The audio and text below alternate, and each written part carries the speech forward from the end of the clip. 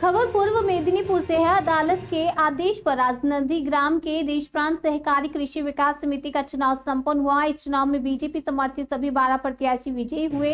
इससे पहले यह चुनाव 24 नवंबर 2024 को होने वाला था, लेकिन पुलिस द्वारा पर्याप्त सुरक्षा न दे पाने की बात कहे जाने के बाद मामला अदालत तक पहुंचा। अंततः आज चुनाव हुआ, जिसमें कुल 799 मतदाता थे। 12 सीटों पर बीजेपी और तृणमूल कांग्रेस ने उम्मीदवार उतारे थे, जबकि वामपंथी दलों ने 4 सीटों पर चुनाव लड़ा था। परिणाम में बीजेपी ने सभी 12 सीटों पर जीत हासिल की।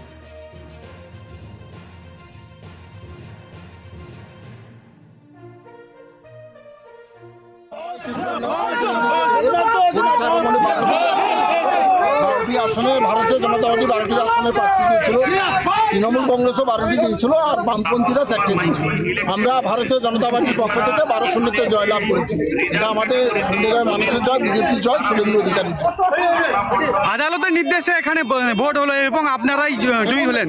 এখানে নন্দীগ্রামে তৃণমূল কংগ্রেস প্রতিটি সমবায় সমিতি নির্বাচনে তারা ইচ্ছাকৃতভাবে হারার ভয়ে এখানে ভোট বন্ধ করছে। আমাদের প্রতিটি সমবায় সমিতি নির্বাচনের জন্য আমাদের আদালতে শরণাপন্ন হতে হয়েছে। এটাও আমাদের আদালতে শরণাপন্ন হতে হয়েছে। সমবায় সমিতি নির্বাচন নিয়ে আমরা আদালতের নির্দেশে আজকের ভোট হলো। ভারতীয় জনতা পার্টির পক্ষ থেকে আমরা 12-0-তে জয়লাভ। দেখুন